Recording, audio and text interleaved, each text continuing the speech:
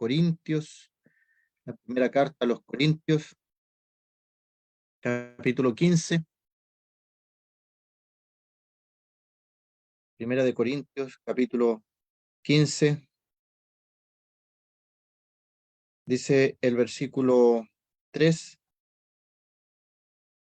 primera Corintios 15:3, porque primeramente os he enseñado lo que asimismo recibí, que Cristo murió por nuestros pecados conforme a las Escrituras, y que fue sepultado y que resucitó al tercer día, conforme a las Escrituras, y que apareció a Cefas y después a los 12. Después apareció a más de 500 hermanos a la vez, de los cuales muchos viven aún y otros ya duermen. Después apareció a Jacobo, después a todos los apóstoles, y al último de todos, como a un abortivo, me apareció a mí, porque yo soy el más pequeño de los apóstoles, que no soy digno de ser llamado apóstol, porque perseguí a la iglesia de Dios, pero por la gracia de Dios soy lo que soy, y su gracia no ha sido en vano para conmigo. Antes he trabajado más que todos ellos, pero no yo, sino la gracia de Dios conmigo. Bueno, aquí el pasaje que continúa escribiendo Pablo a los hermanos allí en la iglesia de Corinto, está hablando acerca de la resurrección del Señor y también de los muertos y la esperanza de que así como el Señor resucitó, el creyente que ha puesto su confianza, ha depositado su fe en el Señor, va a resucitar, así como el Señor resucitó. Dice, así como en Adán todos mueren, también en Cristo todos serán vivificados.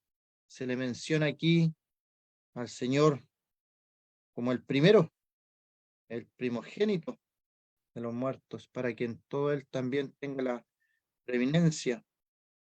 Si Cristo no resucitó, vana es entonces nuestra predicación, vana es también nuestra fe, también dice Pablo.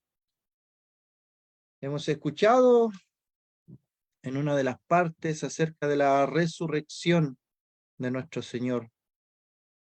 Y dice Pablo, si en esta vida solamente esperamos en Cristo, somos los más dignos de conmiseración de todos los hombres, si el Señor no resucitó de los muertos, pero el Señor resucitó. Pero el Señor resucitó después de pasar por la muerte.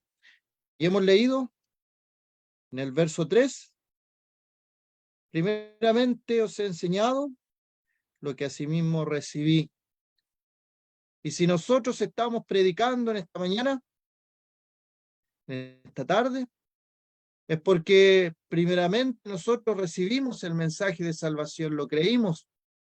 Creímos en el Señor Jesucristo como Salvador personal de nuestra vida. Y por eso podemos predicar lo que primeramente recibimos nosotros. ¿Y qué fue lo que recibimos? Dice que Cristo murió por nuestros pecados conforme a las Escrituras. La razón, la causa por la cual el Señor tuvo que padecer allí en la cruz del Calvario es por nuestros pecados. Cada creyente, cada hermano, cada hermana puede decir con autoridad, con propiedad, el Señor Jesucristo murió en la cruz por mis pecados. Yo te pregunto, amigo, amiga, ¿tú puedes decirlo con convicción, con certeza, con una firme convicción de que el Señor murió en la cruz por tus pecados? Porque si no lo puedes decir, entonces todavía no has tenido este encuentro con el Señor. Cada creyente puede decir, como Pablo, el Señor Jesucristo murió por mis pecados, por nuestros pecados, por mis maldades. mis pecados grandes, según la visión humana, y hasta el pecado más pequeño, el pecado de pensamiento, pecado de omisión, todos nuestros pecados pagados, cancelados en la cruz del Calvario. No quedó nada que el Señor no pagara en esa cruz. Por eso es que Él al final, Él dice, consumado es. Todo ha terminado. Tetelestai, dice Él. Todo está terminado, consumado es. No hay nada más por hacer.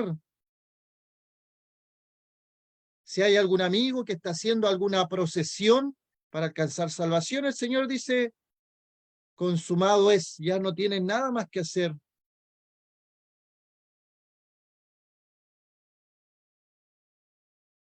En alguna época de mi niñez me vestían con unas ropas de algunos colores para hacer una manda, las famosas mandas. Pero ya está todo terminado, ya está todo consumado, ya no queda nada más por hacer. No te fatigues, no te canses haciendo cosas para agradar a Dios, para alcanzar la salvación de tu alma. No lo vas a poder conseguir de ninguna forma, por ningún medio, solamente creyendo que nuestro Señor Jesucristo murió por nuestros pecados, nuestros pecados. No eran sus pecados, eran míos, nuestros pecados. Y Él decidió en forma soberana, en su bondad, en su misericordia, tomar mis pecados y pagarlos ahí en la cruz del Calvario. ¿Crees esto respecto a tus pecados, a tus maldades, a tus errores, dicen algunos? Pero te has equivocado una y otra vez en la vida, has ofendido a Dios a sabiendas y tal vez lo has ofendido sin ni siquiera enterarte que es una ofensa a Dios las cosas que tú haces. ¿Cómo las personas van a saber que una grosería que sale de sus labios eso es ofensa a Dios, quien conoce todo, quien sabe todo, que su oído está atento, Él conoce todo lo que hacemos? En esta sociedad donde nada es malo, tenemos que decir que hay cosas que para Dios son ofensivas: el pecado, la fornicación, el adulterio, las borracheras, las mentiras. Es que no hay mentiras blancas tampoco, son mentiras. La envidia, la ira, la maledicencia, son pecados delante de Dios. No son errores como le decimos nosotros, son pecados. Tal vez le has hecho daño a alguien, pero eso también es un pecado contra Dios. Es que es a Dios al que ofendemos, pero dice que el Señor Jesucristo murió por nuestros pecados, conforme a las Escrituras. El Señor Jesucristo, aquí en este pasaje, por lo menos 3 veces dice, conforme a las Escrituras, porque Él vino a cumplir las Escrituras. El libro de Mateo aparece varias veces aquella frase para que se cumpliese lo dicho por el profeta. El Señor es el cumplimiento a las profecías de la antigüedad, no profecías vagas, sino que profecías certeras. ¿Dónde iban a ser? ¿Dónde se iba a criar? ¿Cómo iba a morir? ¿Cómo iba a resucitar? Profecías exactas. ¿Y quedan profecías por cumplirse? Sí. Y una de las profecías que queda es que el Señor viene. El Señor viene. El Señor vuelve por su iglesia. ¿Estás preparado para venir al encuentro de tu Dios? ¿Estás preparado para aquel momento si el Señor viene? ¿O si tienes que partir de este mundo producto de la muerte? ¿Estás preparado? ¿El Señor Jesucristo ha muerto por tus pecados? ¿Te has apropiado de esta verdad? La paga del pecado es muerte. Y si el Señor Jesucristo no ha pagado tus pecados, quien tendrá que pagarlo eres tú por la eternidad, en un lugar que la Biblia lo denomina infierno, lago de fuego, que no son mitos, no son historias para asustar a la gente, está escrito en la palabra.